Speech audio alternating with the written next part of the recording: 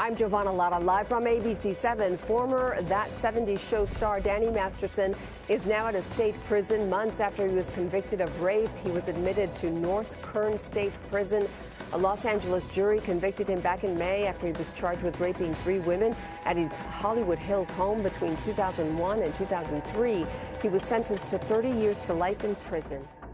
Danny Masterson's time in Corcoran State Prison is shaping up to be an intense situation. He's landed in a special needs yard, which puts him in direct conflict with a notorious group. This group, known for handling sex offenders and having strong morals despite being shunned, has already set their sights on him. What happens when a high-profile inmate like Danny, with such serious charges, is thrust into this harsh environment? Is there any chance for him to negotiate protection, or will he face the consequences of his past actions? Join us as we explore the intriguing developments and potential outcomes for Danny Masterson and his new reality behind bars. So what's exactly happening with Danny Masterson at Corcoran State Prison? You've probably heard of him. He's the actor who played Hyde on That 70s Show and appeared in a few other shows, like The Ranch. But now, he's in prison for some really serious charges. Danny was found guilty of drugging and abusing 2 women. And because of this, he was sentenced to 30 years in prison. There was a hung jury on a 3rd charge, but his conviction followed a 3-year investigation by the Los Angeles Police Department. Initially, it seemed like an open and shut case, but as we looked into it further, we found many layers involving the Church of Scientology, cover-ups, and even character references from high-profile celebrities Ashton Kutcher and Mila Kunis. The case began in March 2017 when 3 women accused Masterson of sexual assault. Another victim came forward later in the year, and in 2020, he was charged with 3 counts of sexual assault. His first trial ended in a hung jury and a mistrial, but the second trial resulted in his conviction on 2 counts. Masterson, who starred in the sitcom That 70s Show, was accused of raping 3 women between 2001 and 2003.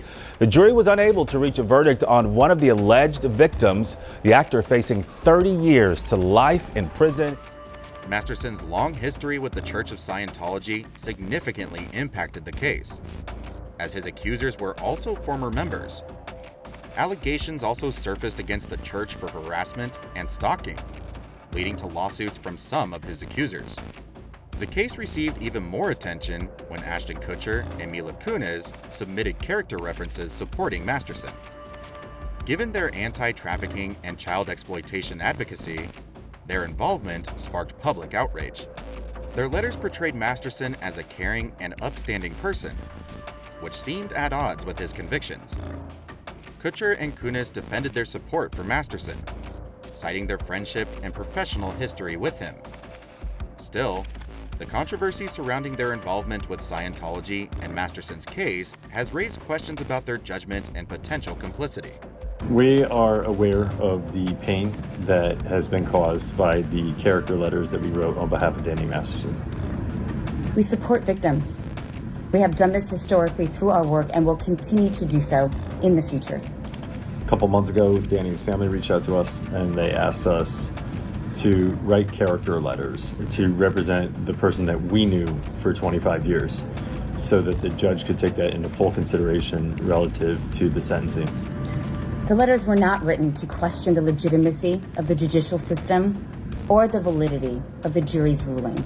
They were intended for the judge to read and not to undermine the testimony of the victims or re-traumatize them in any way. We would never want to do that. And we're sorry if that has taken place. Our heart goes out to every single person who's ever been a victim of sexual assault, sexual abuse, or rape. The resurfacing of an old murder case involving Kutcher has also raised questions. Kutcher was supposed to go on a date with a woman named Ashley Ellerin in 2001, but she was murdered that night. Although his fingerprints were found at the scene, he was not considered a suspect.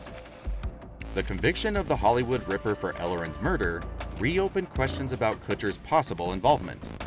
One of Masterson's accusers, Chrissy Carnell Bixler, who dated him, called out Kutcher and Kunis for their support of Masterson.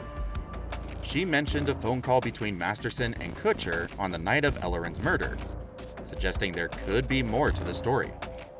Concerns have also arisen about whether Kutcher and Kuniz's letters of support were influenced by the Church of Scientology. This aligns with reports of Scientology's practices of coercion and control. Masterson's wife, Bijou Phillips, also has a troubling history.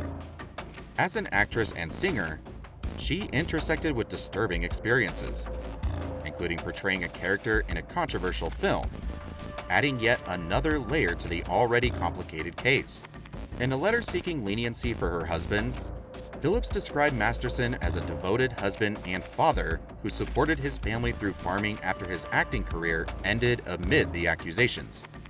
She emphasized his anti-drug stance and commitment to guiding young actors away from the pitfalls of fame. While she highlighted Masterson's positive traits, critics argue that her focus on his work ethic and parenting skills seems irrelevant given the gravity of his convictions. This approach may undermine the victim's experiences and trauma, as it seems to divert attention from the serious sexual charges against him. Now, let's talk about what's happening inside the prison. There's a gang at Corcoran known as the Gay Boy Gangsters, or GBG.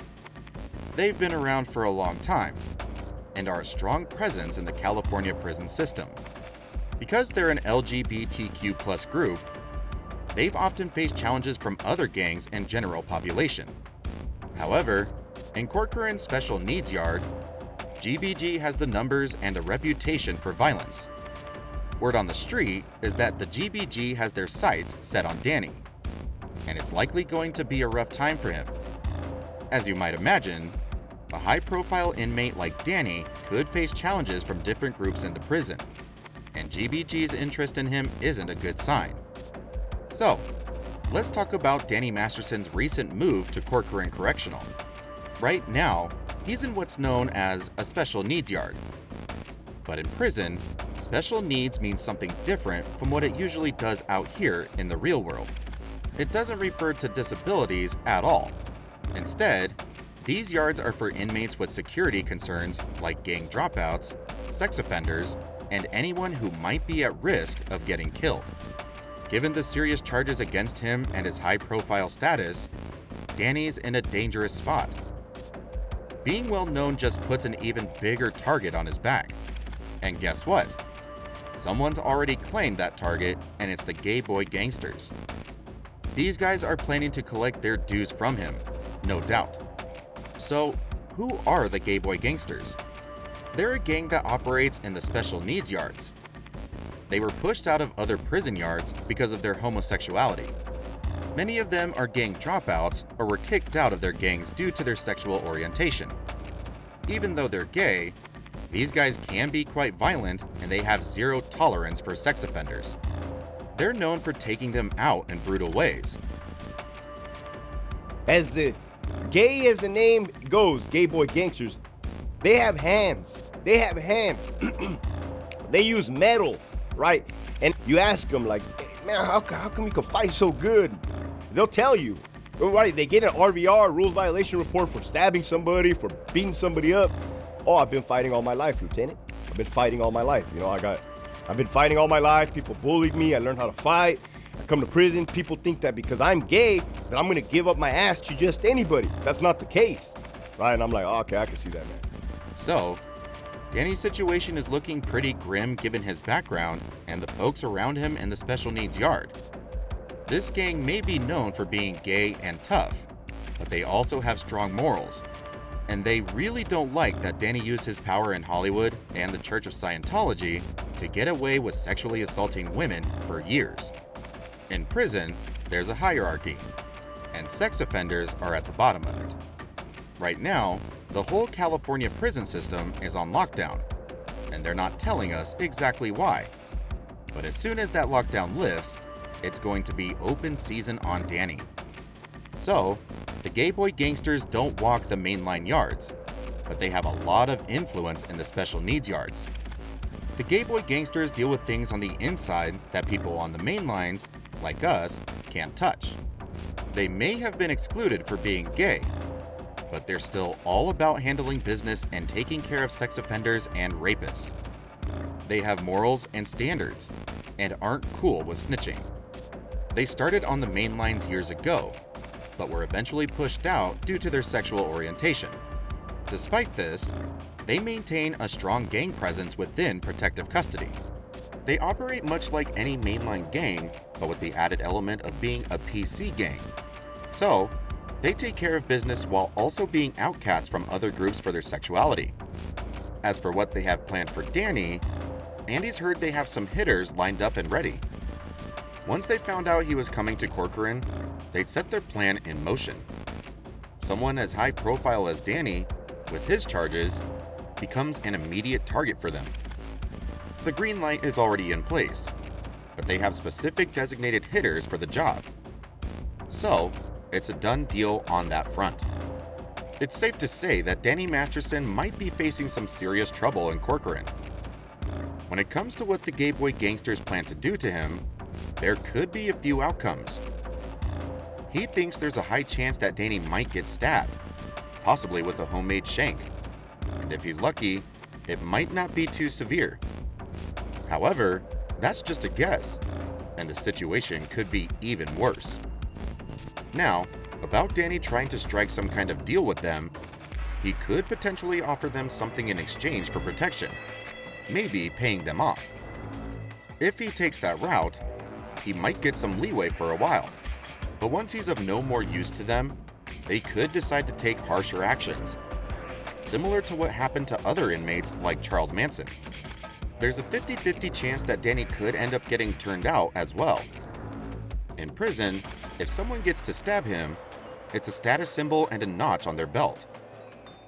Plus, for a member of the GBG, it could carry an additional sense of status if they were to wallering out his throat.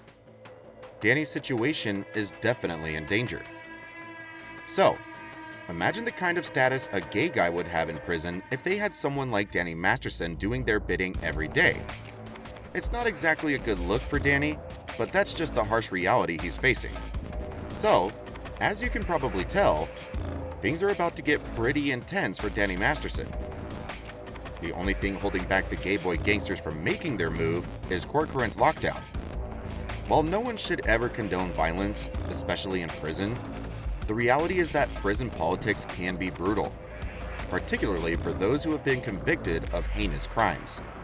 What happens next for Danny is a matter of the harsh world he's now living in. If you found this video insightful, make sure to like, share, and subscribe to stay updated on more inside scoops and discussions like this. Thanks for watching, and we'll catch you in the next video.